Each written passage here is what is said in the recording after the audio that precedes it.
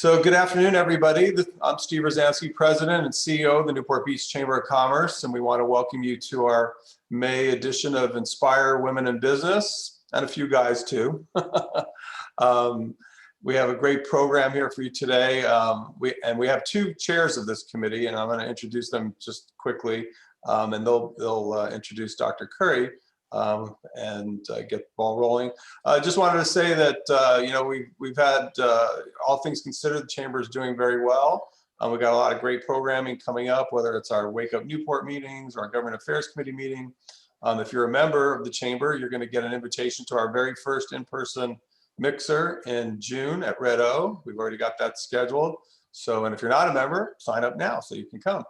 And we figured we were going to give, we're expecting a lot of people, and so we need to limit it, but we also wanted to thank those who have stuck with us the past year. I know it's been a struggle for some businesses. For some, they've done very well. You know, the pandemic's been kind to them, but for others, I know it's been a little bit of a struggle, whether it's working from home or having your kids there, or, you know, just not being able to work at all because you're in an industry that's been basically shut down. So hopefully we can get together at the end of June. Pam, what date is it? June 25th, 4th? Let me check for you. Okay, I was going to check. It's Anyway, the fourth Thursday.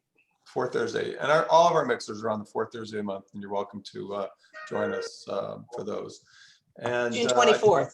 June 24th. Okay, Yes. so something to look forward to. All right, with that being said, I'm going to introduce the two co-hosts of Inspire, and that would be Kimberly Tavares. And Kim's a CFO of many different companies. She has her own company. And then there's also Marie Case. Marie's a marketing guru, and she's happy to help you with all things marketing. Her company's CaseCom. And they're going to take over from here and introduce Dr. Curry, who looks like she's ready to go too. So thank you again for joining. And we may have a few words at the end. Maybe Pam will give you the dates and some of the upcoming things that we have towards the end of the meeting. Take care. Thank you, Steve.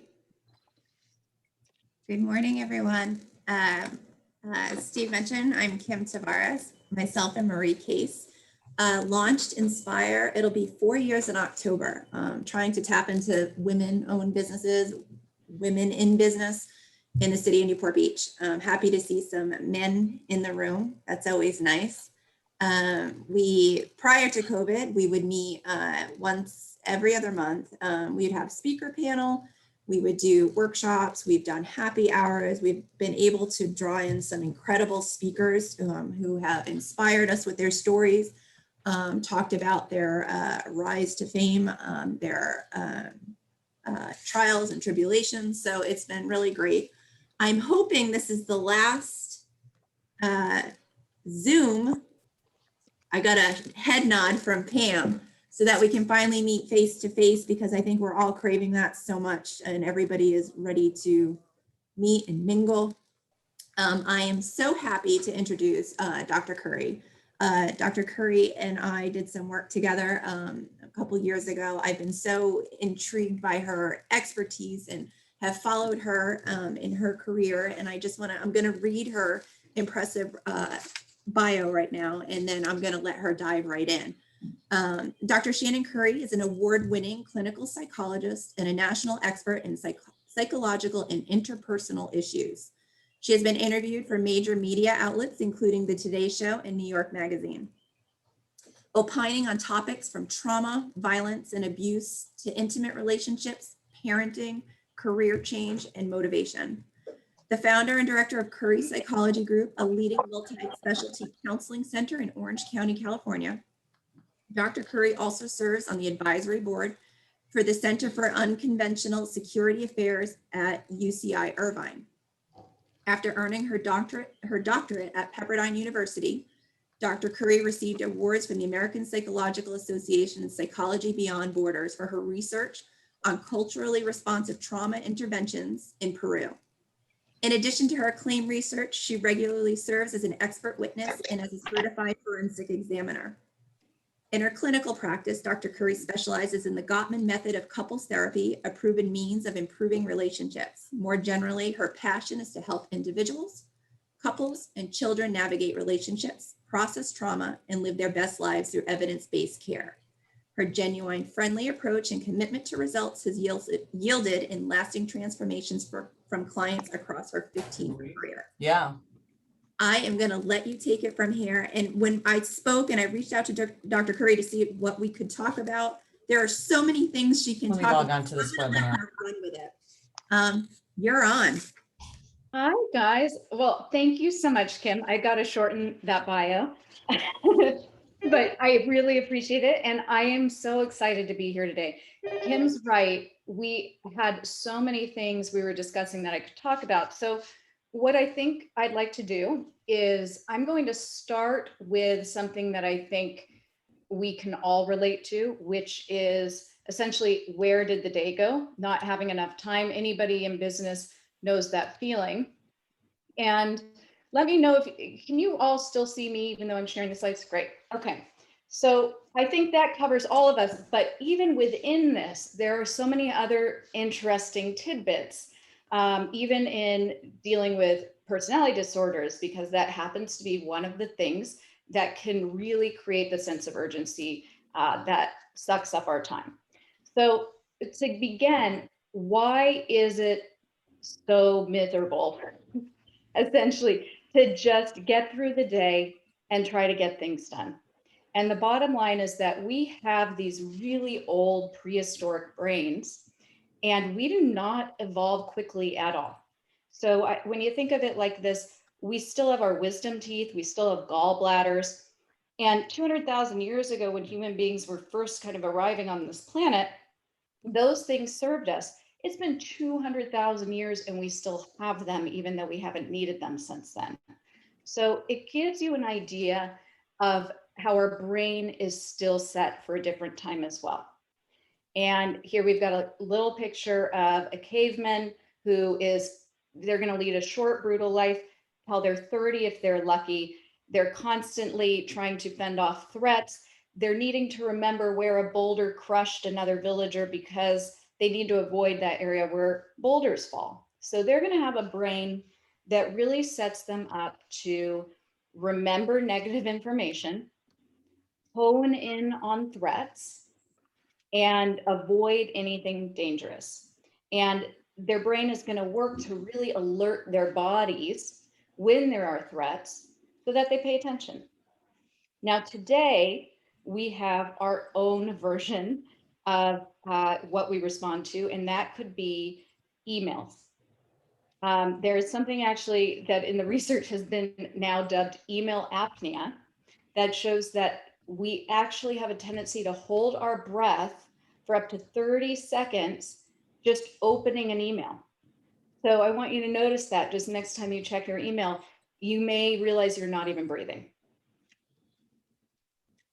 What's happening is that we have our amygdala hijacking the frontal lobe of our brain. Again, 200,000 years ago, it was very important that this happened because it kept us alert and it helped us flee from danger. Today, there are a lot of things that cause our amygdala to hijack the rest of our brain, which tells us, be reasonable. Don't shout at your spouse. Don't shout at your kids. The amygdala takes over. And even though it's this little tiny guy in there, it takes over all that outer, smart, reasonable cortex. So here are some things that are probably familiar to all of you that can hijack the rest of our brain. These are things that the amygdala loves to chew on. And I'm going to run through just a couple of them because I was even thinking about my day yesterday. So being overscheduled in general, your amygdala is going to be on fire because you're running from one thing to the next. You're running late. You don't have any time to decompress. Deadlines are a period when your amygdala starts to kick in, and sometimes that's useful. But if you're somebody who's overscheduled and has constant deadlines, you're always sweating. Then how about the little things where you had planned your workday, but then you find out that there is a flood or a leak in the ceiling, and maybe it's the building. You have to get the building manager involved. The building manager isn't the best at handling problems. You can't get a hold of the building manager, so you're trying to figure out what to do. Discovering an error. which is going to happen all the time. But you all know that feeling of like, I didn't have time for this. Health issues that we never have time for. Needing to go to the dentist, or your kid is sick and you got to go pick them up from school. A car issue that you didn't plan for. You get the idea. As you'll see though on the bottom here, emails and texts are highlighted because every time you get an interruption in your day, it takes about 16 full minutes from the time that interruption ended for you to get re-engaged in the previous task. 16 minutes. So think about how many texts you're getting throughout the day and responding to, and then add 16 minutes to each one of those texts. That's where our time is going. So what I want to do is I want this to be beneficial for everyone here. Rather than just listening to me talk, how about we actually work on this in this moment? So what I'd like everyone to do is take a second and grab a pen and paper. If you don't have a pen and paper, grab your iPhone. Do not check your text messages. That is the opposite of what we're trying to do. But open up the notes. And I'm going to wait about 20 more seconds. Just give everyone a second.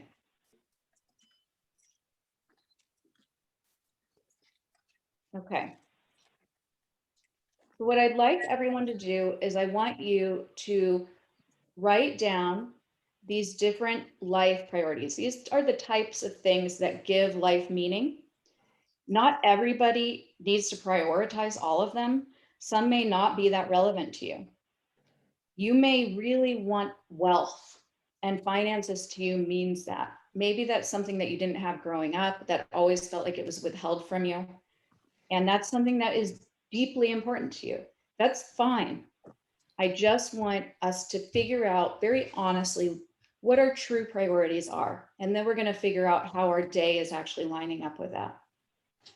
So on a scale of 1 to 2, 1 being not important at all, 10 being this is a #1 priority for me, or maybe not #1, but it's a primary priority. Rate each one.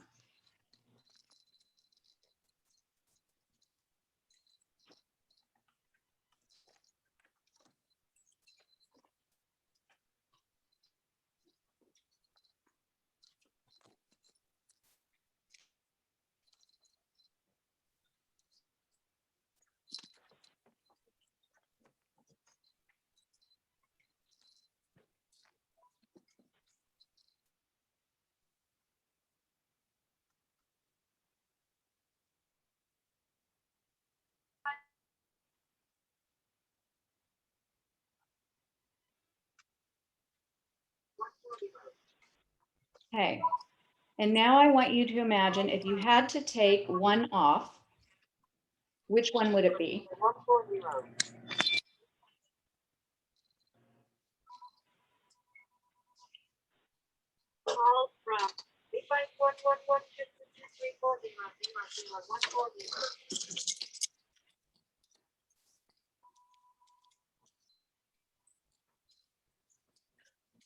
And now I want you to take off another one. You can just cross it out. Another least important one.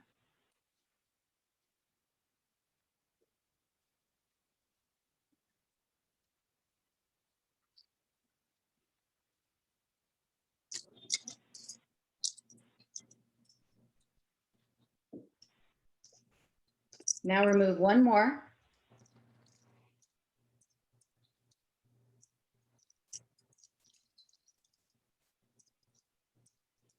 And now take a look at what you have left and circle the one that is most important to you.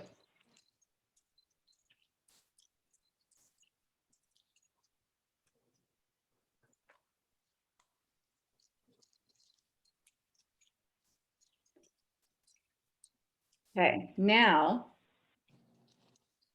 I want you to write down what you did yesterday. Briefly, you don't have to write a story, but just kind of bullets, what you remember actually happening. And I wrote down a couple of mine and I actually stopped because this was still morning and it looks like a nightmare.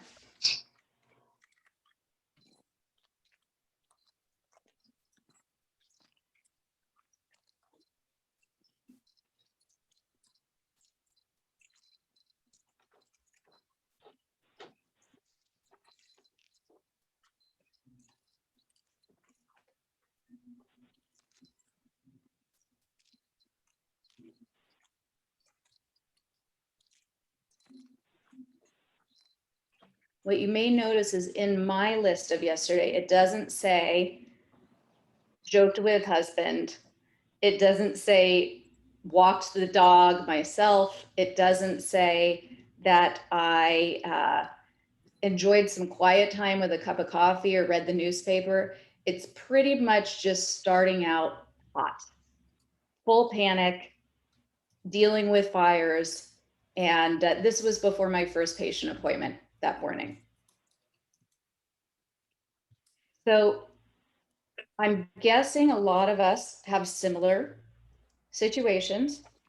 Maybe some of you have figured out how to add in some quality time, but most business owners I know, this is their life. All right. And so here's how we're going to start looking at getting the life you want. This is called the Eisenhower Matrix. And one of the biggest struggles most people have with it is not knowing what's important to them. So where does it even go in this box of important? And so we get confused. Something comes up, we feel like maybe it's important. We did that priority exercise because now you guys know what is actually important to you. Your career is important to you. If your business is important to you, and maybe you're lucky enough that that incorporates service and creativity, that's going to be right there in that important level, and your work gets to go there. For most of us, our work is an important part of our lives. However, there are going to be things that come up all day long within work that are not in these top two boxes. Okay, these top two boxes are the ones we are going to do ourselves, whether we're doing it immediately or whether we're planning a time to do it in the future. If it's important to us, if it fits in those priorities you just ranked, then we're going to do it. So you can see here in this matrix, you've got an important level and you've got a not important level. You've got urgent and not urgent.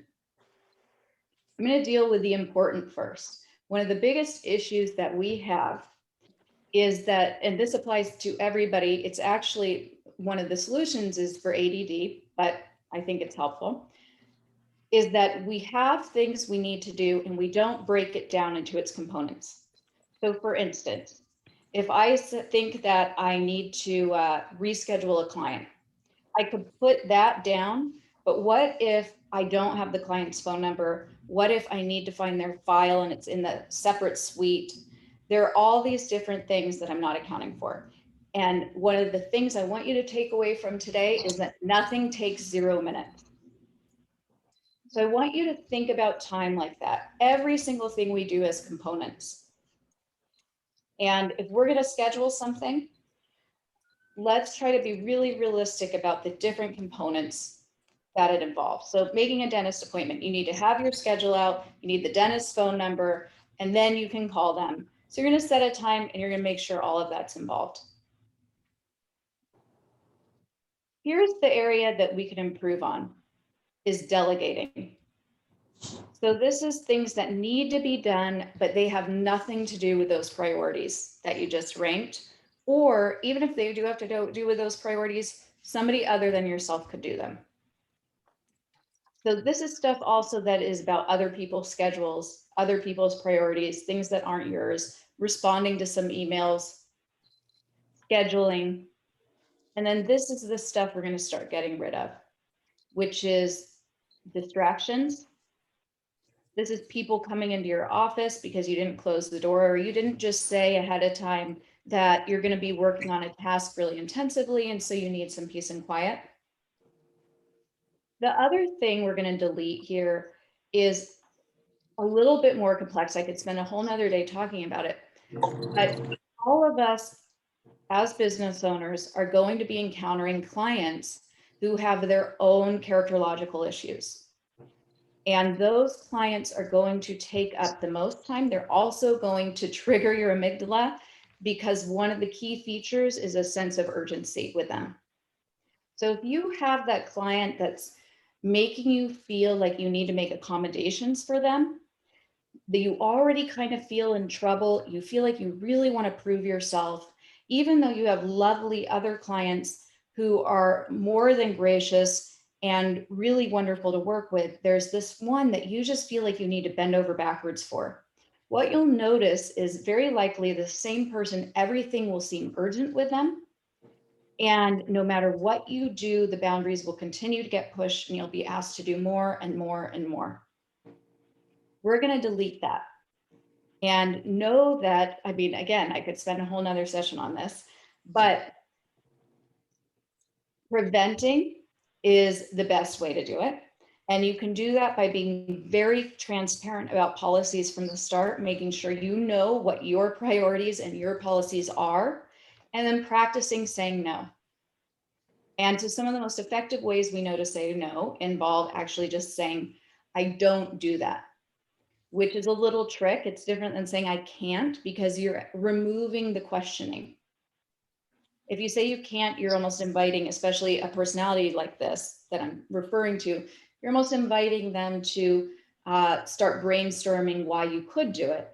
If you say, I don't do that, you're indicating that it's a policy of yours. And that's what ultimately I really want everyone to embrace here. And there's a lot more to all of this. There's some little hacks in life that can make things easier. And then I want to open it up just to questions so that we can start discussing. But a couple interesting things. So Steve Jobs wore the same thing every day. The reason for that was part of our amygdala brain is that we get really fatigued with decision making. We are so inundated with information these days. And when you think of that caveman, they did not have 100 emails going through their inbox every day. Some research has shown that we actually tax our ability to make decisions by choosing a toothpaste in the store. So you can imagine how you're going to be at the end of the day. And that's why we do dumb things like procrastinate sleep and just browse social media, which if you had a free hour early in their day, there is no way you'd say, oh, with this free hour, I can't wait to go on social media. No, you would probably choose to take a nap or talk to a friend or have sex or enjoy a beautiful lunch somewhere rather than eating Kind bars all day at your desk. What happens is by the end of the day, when we have decision fatigue, we make bad decisions. So what I want you guys to do is I want you to minimize excess decisions throughout the day. We're going to wear the same thing as much as we can, or have one of those uniforms, a look where you're not needing to choose a new outfit every single day, unless that's something you love.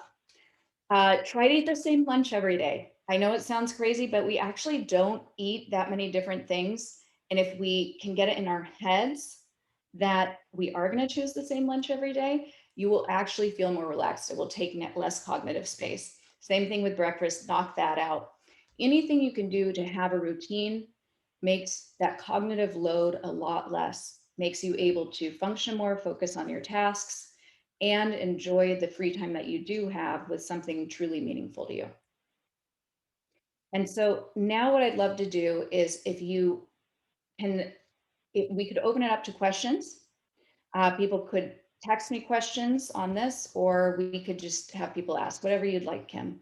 Hey, Dr. Curry, I'll moderate. It's Marie Case here, and this is Hi. really interesting stuff. I mean, this is just amazing. I see that Heather Stanek has her hand up. Oh, great. And I wrote her a chat and I asked if she had a question. I didn't hear back, but Heather, do you have a question for Dr. Curry? If you unmute yourself, we could hear you. There you go. No. Oh, it was an accidental hand raise. It was an oops. Yeah. So Dr. Curry, I was laughing about a little bit about how do you pronounce it? I was looking at this word and it looks like Amy G. Dalla. Amygdala. Amygdala. Amy G. Dalla, I'm going to call it. And will you explain a little bit about Amy Amygdala again, and what that's a part of our brain that, Sure. yeah. So I'm going to share this picture of it again while I talk about it, just so I know it always helps me to get a visual. And even in, oh shoot, what am I even sharing now? God forbid. Oh my God. Let me, What? am I sharing my whole desktop? No, Okay, I don't see it. this isn't gonna be classy, There but you I'm go. gonna pull Okay, this up now for you you. are. Yeah, your whole desktop is right up there. Oh, gosh. That's okay. If Jeff's on, he can probably help you with that. Nope, I'm stopping it. Let's see. but- Okay. This is what I want. There we go. Okay. Okay. So this isn't the It's- presentation view, but we'll just show you it for what it's worth.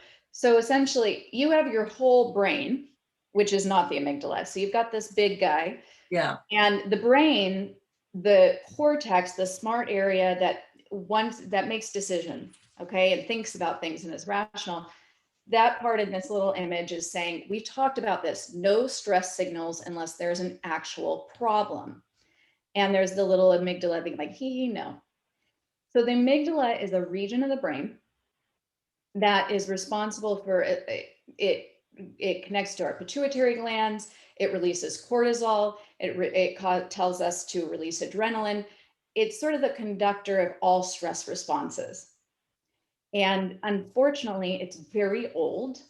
And so it thinks everything's stressful, anything that's urgent, anything that is surprising. It is going to make our armpits sweat. It's going to make you feel like your heart rate goes up. It's going to cause this physiological flooding. And the problem with that is that when we get physiologically flooded, our bodies are prepped for fight or flight. And the blood actually goes to our heart, our lungs, our large muscle groups so that we can fight or flee. And it goes away from the prefrontal cortex. So you actually can't think very clearly. So while some of us have this idea that we're firing on all engines and being super productive because we're in this constant busy stress state, in reality, we're not thinking very rationally. It's a lot like when you're in school, and I don't know if you guys had this, but I did a lot, where you'd take a test back in grade school, and then you would score the test with the entire class, with the teacher. And when you're scoring the test, the next day, and the pressure's off, you find these errors you made, and you're like, I knew that. Why did I respond that way? And it was because you were having such test anxiety, or just even if you weren't anxious, there's this heightened adrenaline when you take a test and you're not thinking clearly. So we want to actually, firing on all cylinders looks a lot different than we think. It's not being super manic, energized, panicked throughout your day and just getting things done. It's definitely not multitasking. The research has unequivocally shown that we're terrible at that, and we end up doing both tasks terribly. What it is actually being a lot more mindful of how our body is in the present moment. And you could do this. You don't have to be a meditator. You don't have to be a Buddhist. You could simply drive to work in silence and put your hands on the steering. Well, hopefully you have your hands on the steering wheel, but feel what the steering wheel feels like on your hand. Is it cool? Is it warm? Is it soft? Is there kind of a plastic feel? What does the plastic feel like? So practicing mindfulness in those ways actually brings all of our senses to a focused task. It increases our ability to focus and maintain attention like a muscle. And we get better at really using this bigger brain, our cortex, to solve problems. And that's where we're able to retrieve language, problem solving, come up with spontaneous creative solutions, and do a lot more with our time. Great. Thank you. That's really interesting. Do you want to take the PowerPoint off or? Yes, I do. Thank you. I mean, because the whole thing is showing up. Okay, let's open it up to other questions. Heather put her hand up by accident. Anybody else have questions for Dr. Curry? Come on, I know you do. And you could chat them to me if you want them to be private. Yeah. The other one thing that I'll ask, and to a couple of comments too. You touched on multitasking. I don't think that's what you said, but you said we won't do either task well if we mush them up too much.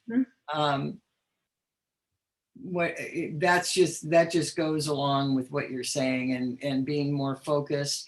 And also, what do you think about meditation? You were talking about that, just clearing our minds, but meditation as a practice, It's amazing. It's difficult though. What I love, there's this Buddhist nun, Pema Chodron, and she's in her 70s.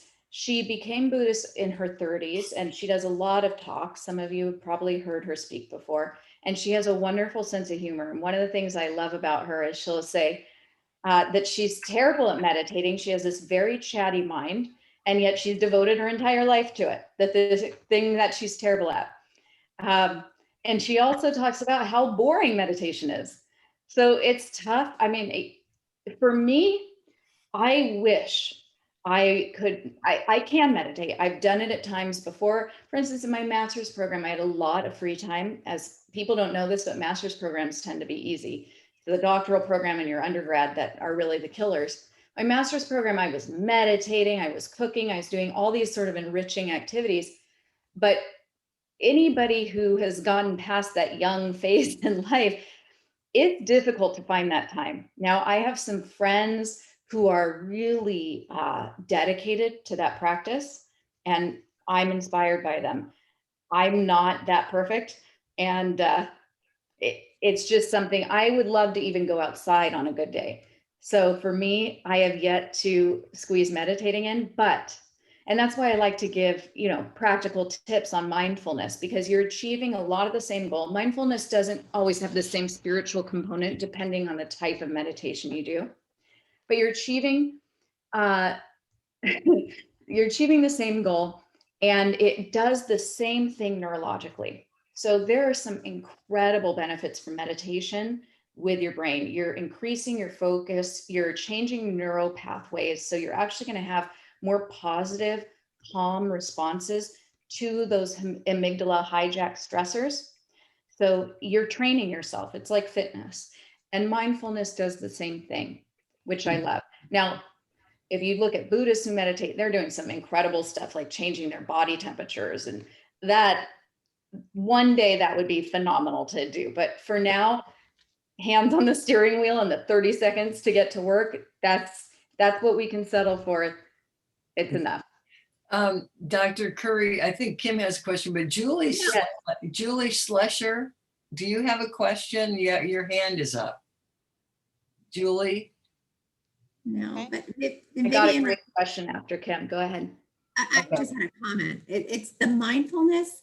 That's all if I can get to mindfulness, I would be like, there's so many times where I'm like, my mother-in-law she is a very good, she meditates. She's been meditating for years. Right. And Right. like needs it, and she's so devoted to it. For me, I'm like, okay, I'm going to try this. And I put my earbuds in at night, and because I can't, my mind is going 50 million directions. And in 5 seconds, I'm sleeping. And my husband's waking me up. He's like, your earbuds are in. I was like, oh, I was meditating. He's like, no, you were out. But anyway, mindfulness, it's that I can handle, I think. Exactly. And along those lines, I just got a great question that said, so what can we do midday if we find ourselves getting that amygdala hijack? And that's the same thing. So mindfulness, in fact, right before this presentation, I noticed I was getting a little bit nervous.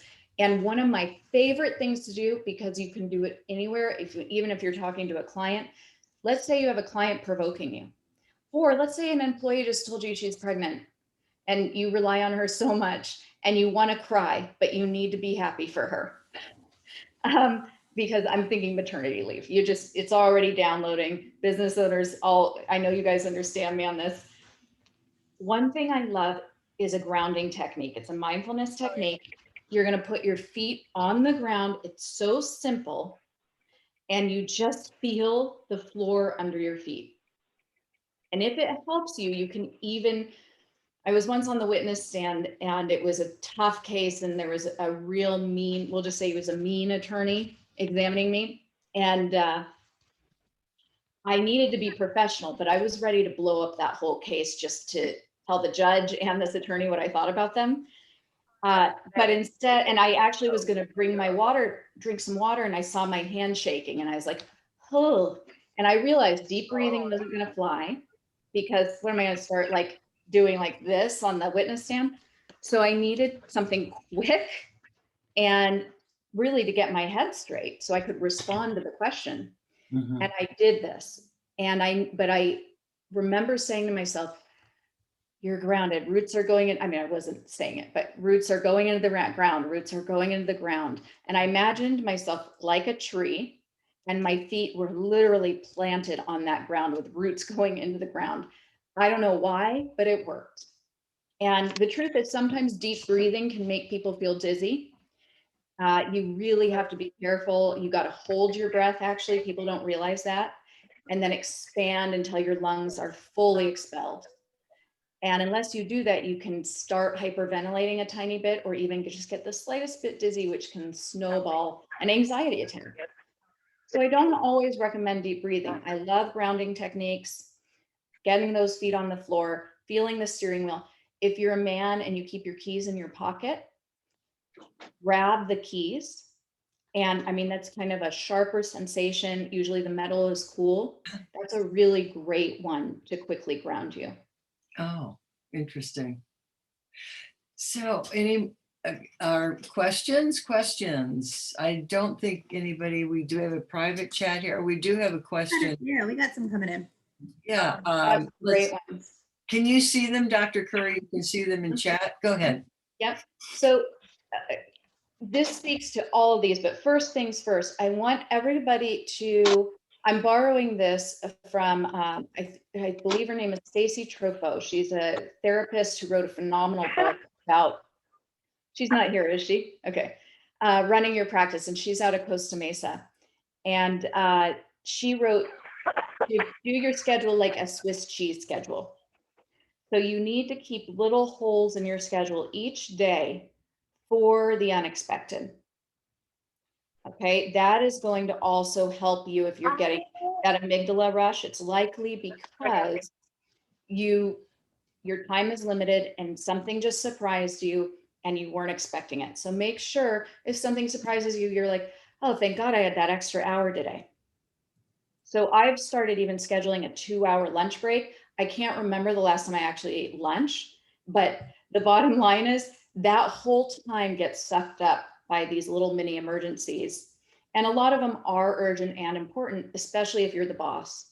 A lot of times you do have to be the one that people come to, and you say kind of the final thing.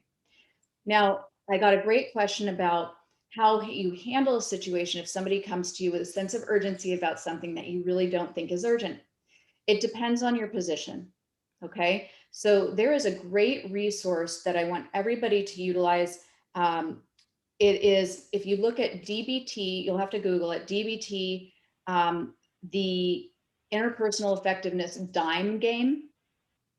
It should come up, and it sort of gives you a decision-making strategy on how to either do something for someone or say no to them, how to ask for something, accept a request, or say no to the request. And it really breaks it down beautifully. So it's not just about saying no to everything, but what is the nature of the relationship? Does this person have authority over you? Is their request appropriate to the relationship?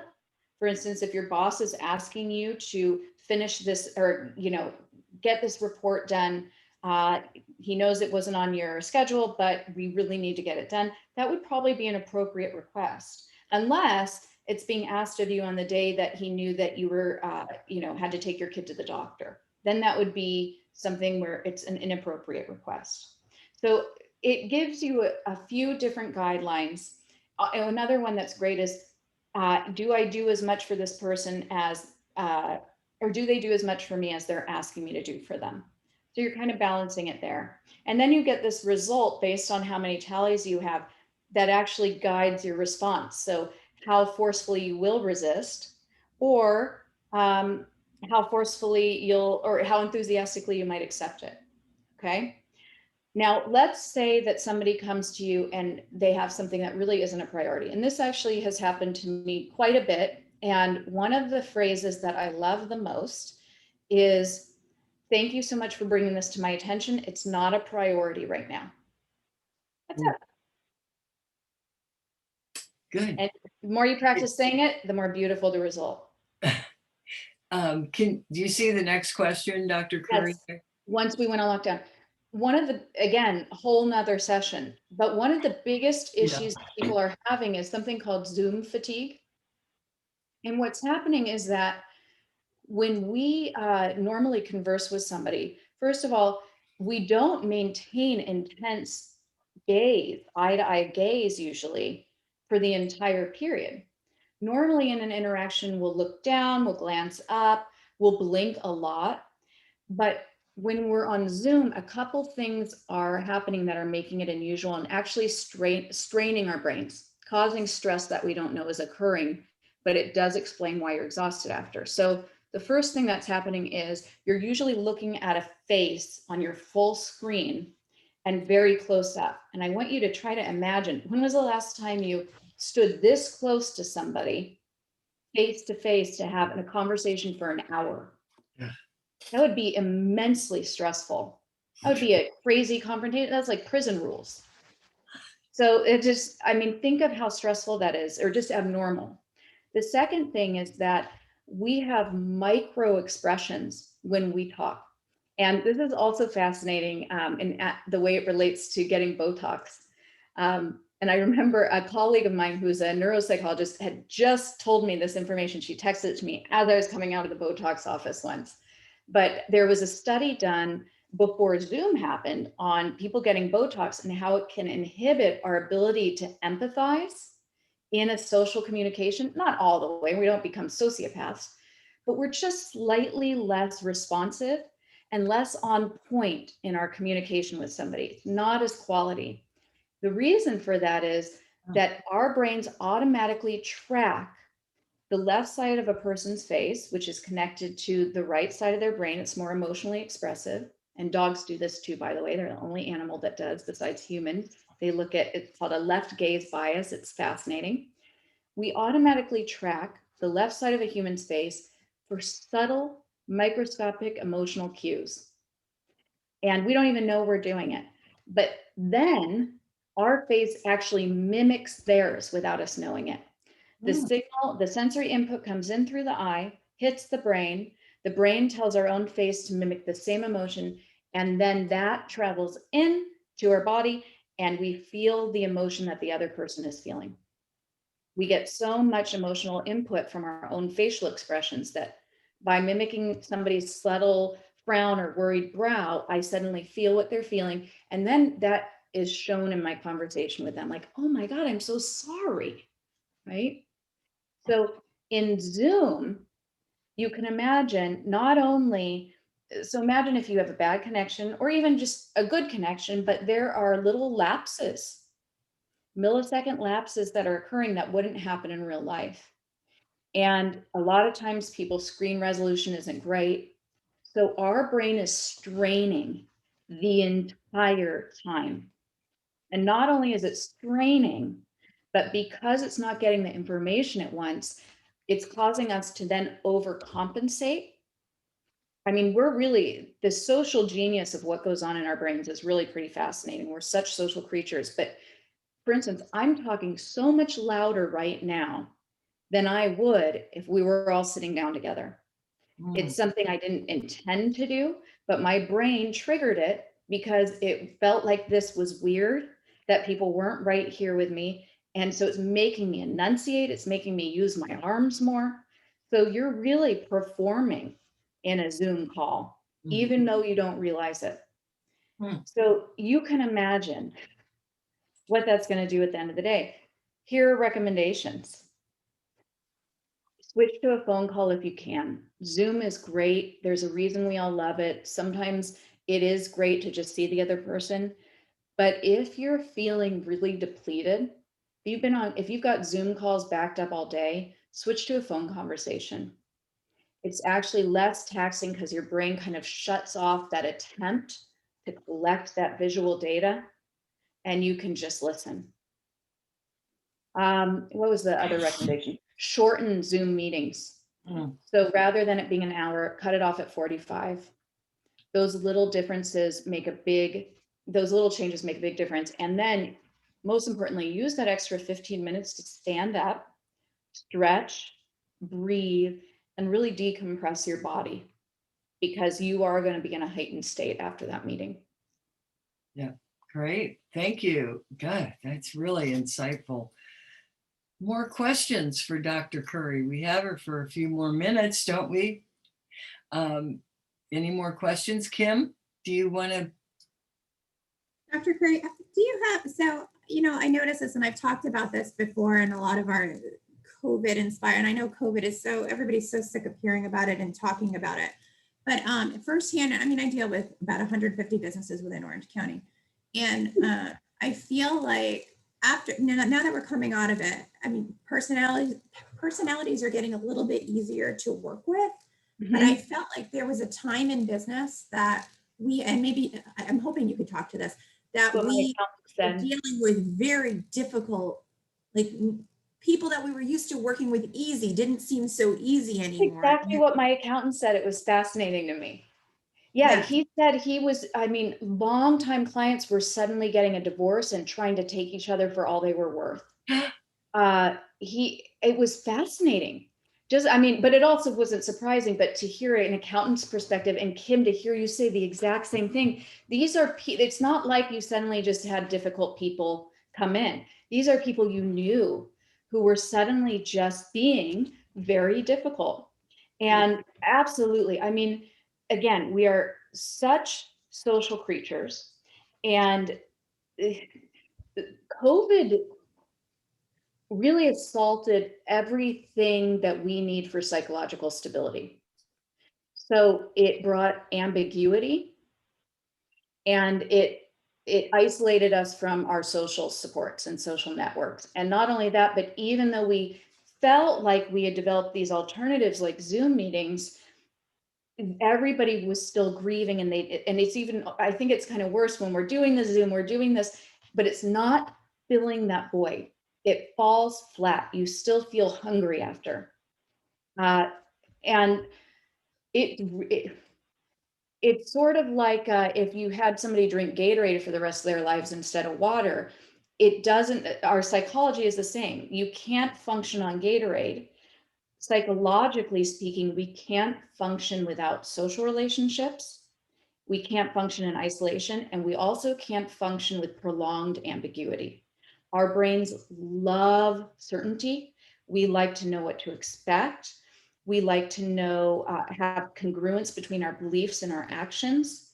And when you remove all of that, and people are in sort of this chronic purgatory state of not knowing when something's going to change, if their business is going to survive, if their kids are going to go back to school or be permanently developmentally hampered because of this year off, whether they want to stay in their marriage, because my God, that dynamic really shifted when people were staying at home together. It was every important thing that could become uncertain became uncertain. Mm-hmm. So you were seeing people at their most really distressed state. And it was there were people, I think, who maybe thought they didn't need couples therapy before, or maybe they were having issues with their partner. They might have even been distracted and able to just go to work and not put much time into it. Parents might have had concerns about their kids before, but thought it's a phase, they'll grow out of it. What COVID did is it pushed everybody past the point of being able to deny any issues they had in their lives. It heightened their stress, and it caused a sort of a breaking point for a lot of people with psychopathology as well. So most people, 50% of the population, will have a depressive episode in their lifetime, a real clinical depression. I think actually the rate has probably been higher, but that you had everybody at the same time entering those statistics, whereas it would be scattered over the lifespan. Usually everybody at the same time who had been previously psychologically healthy was having these, crises, anxiety disorders, panic attacks. Our practice, we've never been so busy, and there's still a continued worry, I think, within the mental health community that we just don't have the resources to meet the needs. Every therapist I know has wait lists, and it's just been very difficult to meet the need. Mhm. I got a question here. How do we motivate ourselves to do something more productive than numbing at the end of a long day? I love this question.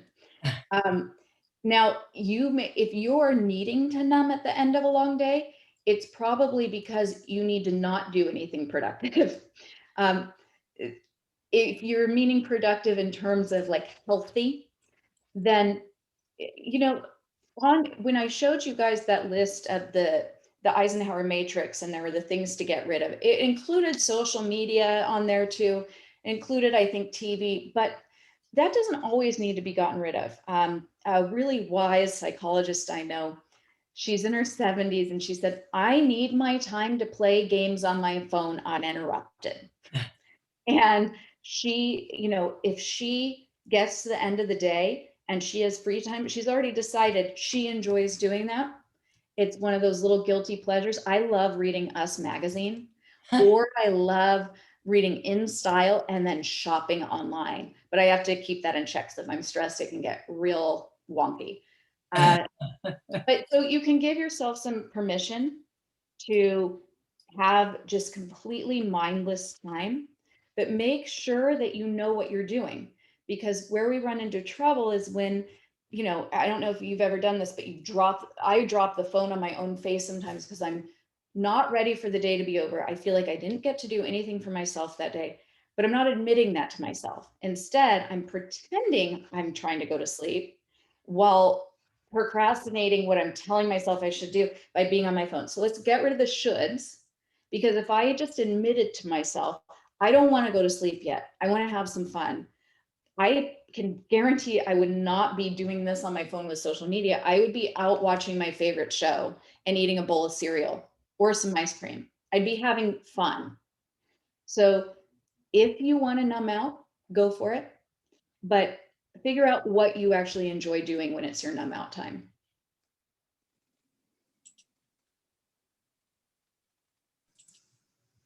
Somebody wrote, I run or work out instead. I am envious of that person. Debbie, that's you. Yeah. How about I cooking? need to steal your brain. I haven't been on that train for a long time. Cooking is therapeutic. I think cooking is I therapeutic. do too. I think so too. Good for you guys. That's just, to me, that just sounds like a lot more work.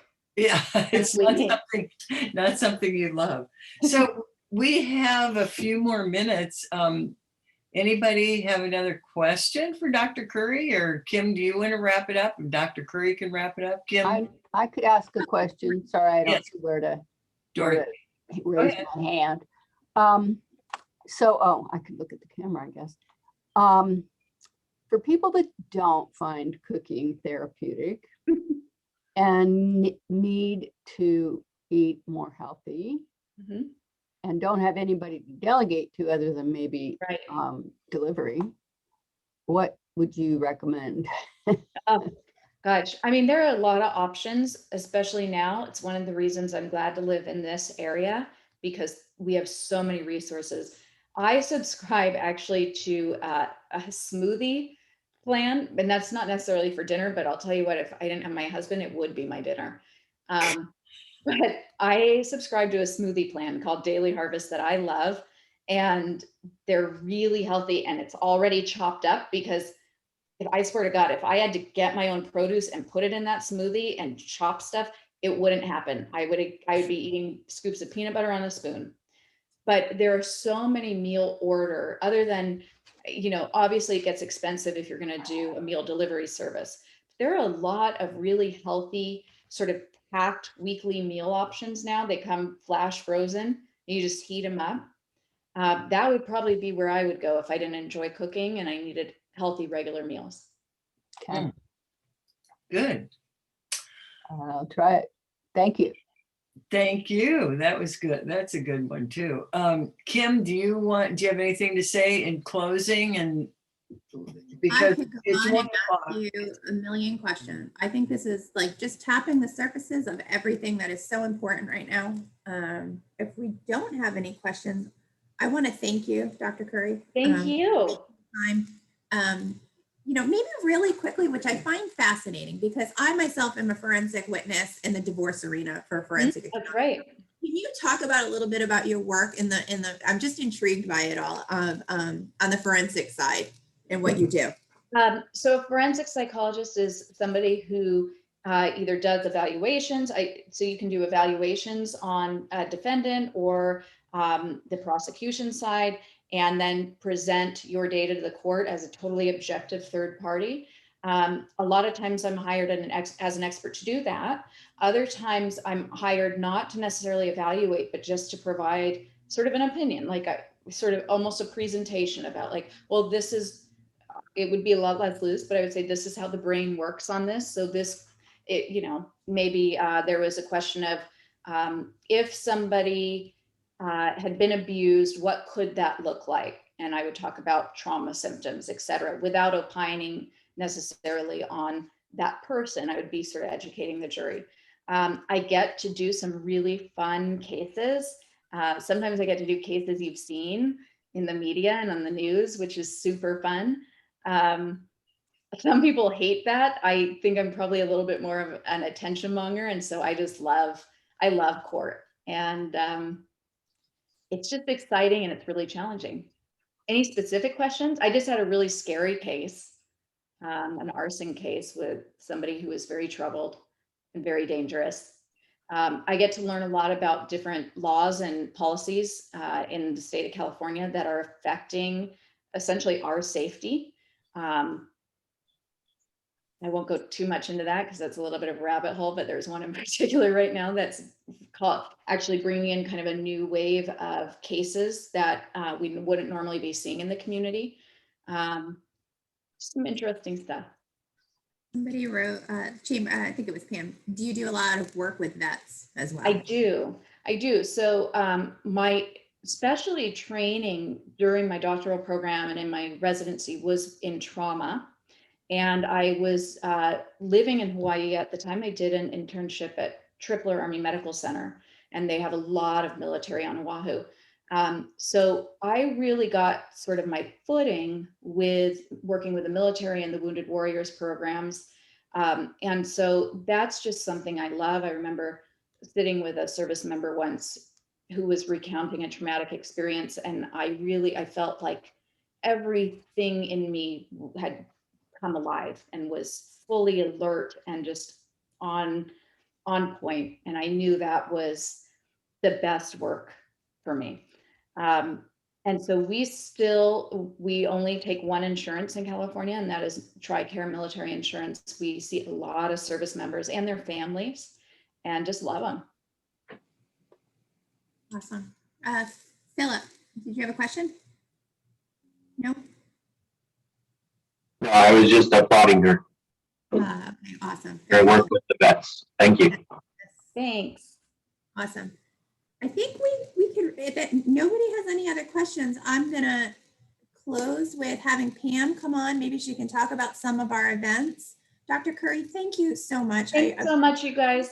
I'm sorry I have to head out. I got to go start a session on Zoom. Yes. But this was such a pleasure. Thanks so much for everybody who showed up. I appreciate your time. Okay, bye guys. Thank you. Thank you. She did a great job. She was very, very, the information was very applicable to our business lives right now. Yeah. So thank you, Kim and Marie, for bringing her Awesome. to our event. Appreciate it. We do have some things coming up in May. We have our government affairs, which is on the 20th. We have Katrina Foley, who is our new Orange County Board of Supervisors for our area. The luncheon, as of right now, is next Wednesday. We hope it will be the very last Zoom luncheon that we will ever have. So look out for that. We do have our Wake Up Newport, which is on Thursday, June 3rd, and that's every single month, the first Thursday. And then we will be live on June 16th with a luncheon, and government affairs on the 17th of June, and then our first open mixer on June 24th at the Red O. So thank goodness, we are just dying to see all of you in person and have you meet each other in person. So thank you for your patience this last year on staying connected. It hasn't been easy, I'm sure, for any of you. It certainly hasn't been for us. We love having you at all of our events, and so we'll be doing that next month. Steve, did you have anything you wanted to add? No, I think it was a great program. Thanks to Ken and Marie for putting it together. I'll just add, we did get some good news. The Orange County numbers in the coronavirus entered the yellow tier today. So one more week and we'll officially be in the yellow tier next Tuesday, just in time for hopefully everything opening up around June 15th, as the governor has indicated. So stay tuned. I'll have a video coming out shortly. I've been writing the script while watching the program, but you know, the trend is in the right direction. Our numbers are very low. And if you're vaccinated, you should definitely feel very safe in being out in public and getting back around your friends and family. So that'll be my final plea, is to get vaccinated. Help us all, help yourself, help me, help you, help ourselves by getting vaccinated. All right. So have a great week. And Thank you guys. Stay we'll see tuned you. for the next event. We're going to be in person somewhere, some way. So stay tuned. We'll let you know as soon as we have that. Okay. It will be the second Tuesday in July, so you can put it on your calendar. Thanks, you guys. Thank you. Bye-bye. Thank you. Thanks, you guys. Good Thank to see you. Thanks for everything.